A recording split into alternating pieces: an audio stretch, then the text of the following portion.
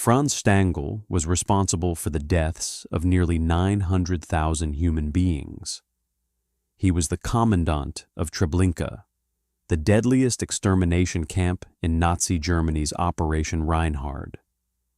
Under his watch, men, women, and children were herded off cattle trains and gassed to death within 2 hours of arriving. He ran this operation with the cold efficiency of a factory manager, and when the war ended, Franz Stangl did not hide in a bunker. He did not change his face. He did not even change his name. He walked into a Volkswagen factory in Brazil, applied for a job, and got hired. For over a decade, the man who ran the deadliest death camp in history clocked in and clocked out of a car factory like an ordinary worker. This is the story of how that happened. Franz Stangl was born in Austria in 1908. His father was a former soldier who became a night watchman. By all accounts, his childhood was unremarkable. He trained as a weaver and later joined the Austrian police force. He was a quiet, obedient man, not the kind of person you would imagine becoming a mass murderer. But that was exactly the kind of person the Nazi system needed. They did not want wild-eyed fanatics running their death camps. They wanted bureaucrats, men who followed orders without asking questions, men who could organize horror the same way they would organize a filing system. Franz Stangl was perfect. When Austria was annexed by Nazi Germany in 1938, Stangl joined the Nazi Party. He was assigned to the T4 euthanasia program, one of the most secret operations in the Third Reich.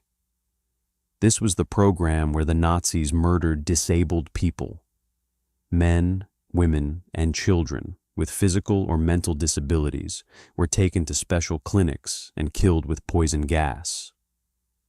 It was, in many ways, a rehearsal for the Holocaust. The methods they tested in the T4 program, the gas chambers disguised as shower rooms, the fake documents, the assembly line killing, all of it would later be scaled up and used in the extermination camps. Stangl was assigned to the Hartheim Euthanasia Center in Austria. His job was administrative. He handled paperwork. He organized transport. He made sure the killing ran on schedule, and he did it without complaint. His efficiency was noticed. In March 1942, Stangl was promoted. He was sent to Sobibor, a newly built extermination camp in occupied Poland.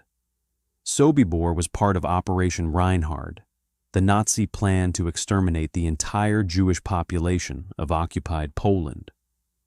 Stangl arrived at Sobibor and was told his job was to kill as many people as possible, as quickly as possible. He later claimed that when he first saw the gas chambers, he was shocked. He said he felt sick, but he did not refuse. He did not ask for a transfer. He stayed and he did his job. Under his command, Sobibor began operating at full capacity. Tens of thousands of people were murdered in the first few months, but Stangl's superiors wanted even more from him. In September 1942, he was transferred to Treblinka. Treblinka was in chaos. The previous commandant had lost control. Bodies were piling up faster than they could be buried. The camp was disorganized, inefficient, and on the verge of collapse. Stangl was sent to fix it, and he did. Within weeks, Franz Stangl transformed Treblinka into a smooth-running death factory. He redesigned the arrival process so that victims were moved from the trains to the gas chambers in under 2 hours. He ordered the construction of a fake railway station, complete with a painted clock, ticket windows, and signs pointing to non-existent connecting trains. This was to keep the arriving victims calm. If they believed they were at a transit station, they would walk to their deaths without resistance. It was a masterpiece of deception. And it worked. At its peak, Treblinka killed between 12,000 and 15,000 people per day. Stangl oversaw all of it. He would stand at the arrival platform in a white riding coat, watching the transports come in. Survivors later described him as calm, detached, almost bored. He treated the entire operation like a logistics problem.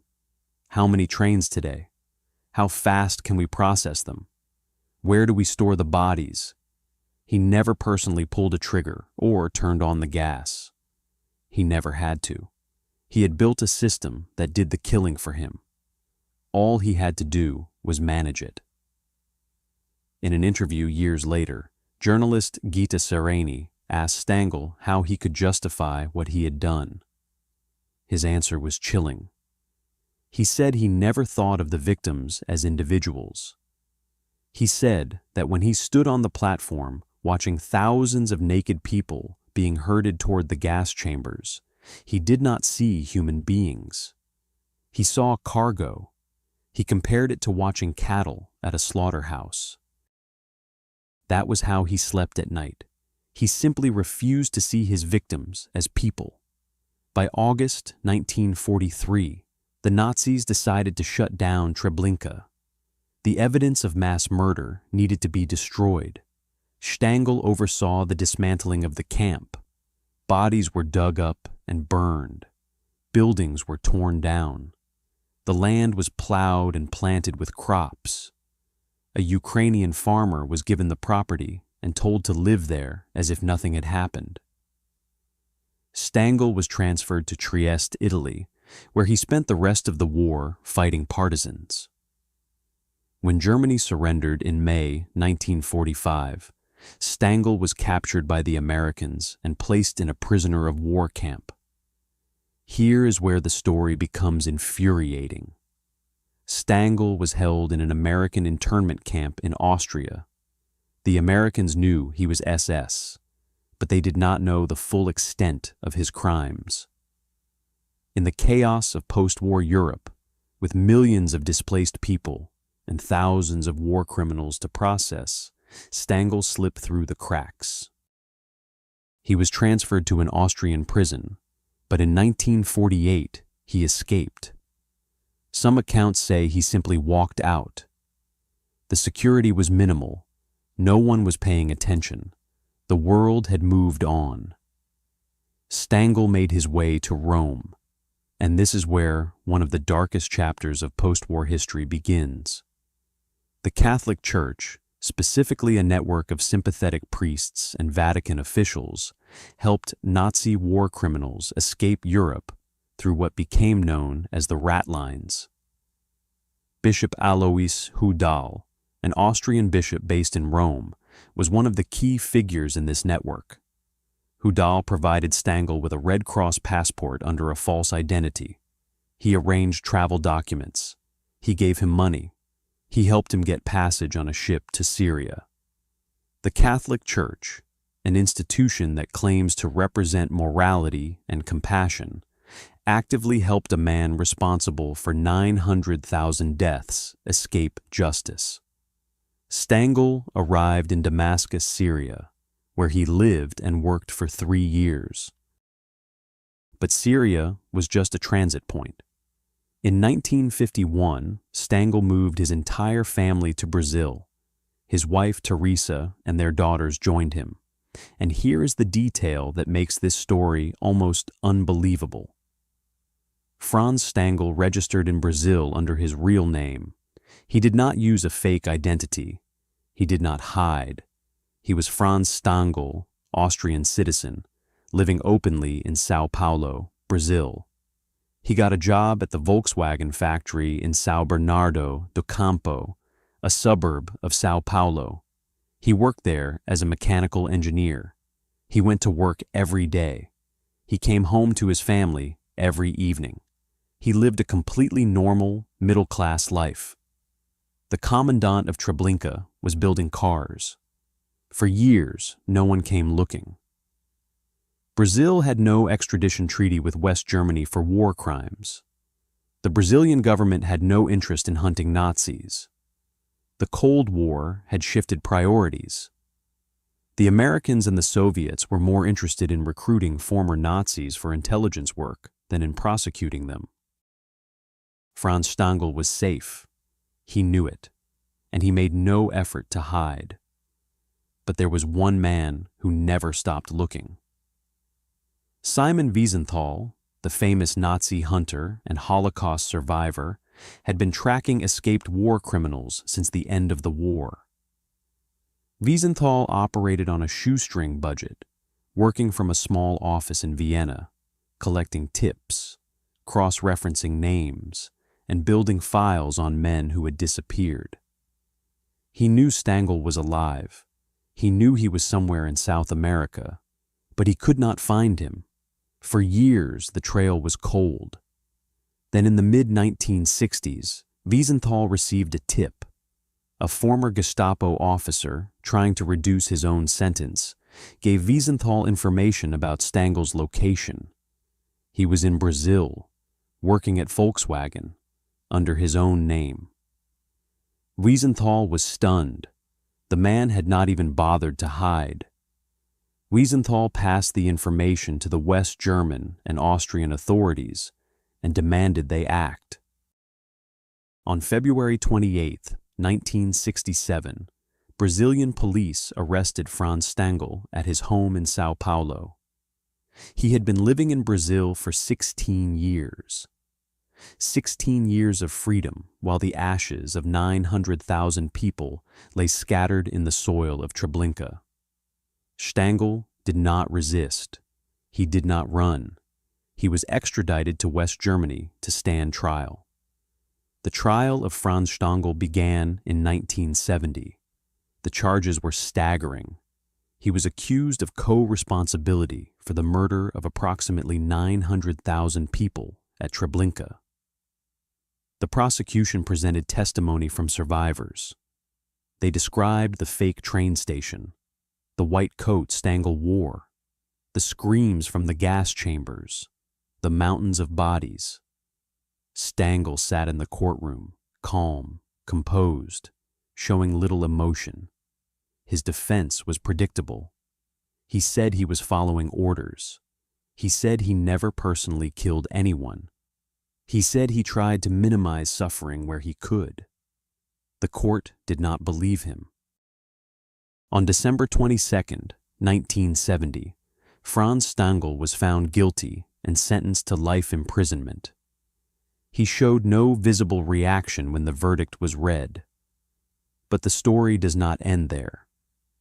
While awaiting his appeal, Stangl agreed to a series of interviews with journalist Gitta Sereny. These interviews, conducted over 70 hours in the prison, are some of the most disturbing documents in Holocaust history. Sereny pressed Stangl on his guilt. She asked him again and again how he could have done what he did. For most of the interviews, Stangl maintained his detachment. He spoke about Treblinka the way a factory manager would speak about a production facility. But in their very last conversation, something broke. Sereny asked him one final time whether he felt any guilt, and for the first time, Stangl's mask cracked. He said, and these are his exact words, "I have never intentionally hurt anyone, myself, but I was there, so, yes, in reality, I share the guilt. My guilt is that I am still here. I should have died. That is my guilt." 19 hours later, Franz Stangl was found dead in his prison cell. His heart had stopped. He died of heart failure on June 28, 1971. Some people say his heart finally gave out under the weight of what he had done. Others say it was simply the heart of a 73-year-old man giving up. Either way, Franz Stangl never served his life sentence. He died less than a year after being convicted. His wife Teresa continued to live in Brazil. In her own interviews, she claimed she never knew the full extent of what her husband had done. She said he never talked about Treblinka. She said she only learned the truth during the trial. Whether she was lying or genuinely did not know remains one of the unanswered questions of this story. Franz Stangl's story raises a question that still haunts us today. How does a man responsible for 900,000 deaths simply walk into a car factory and live a normal life for 16 years? How does the world allow that to happen? The answer is uncomfortable. The answer is that after the war, the world wanted to move on. Governments wanted stability. Intelligence agencies wanted useful assets. The Catholic Church wanted to save its own. And in the cracks between all of these priorities, men like Franz Stangl slipped through and lived free while their victims turned to dust.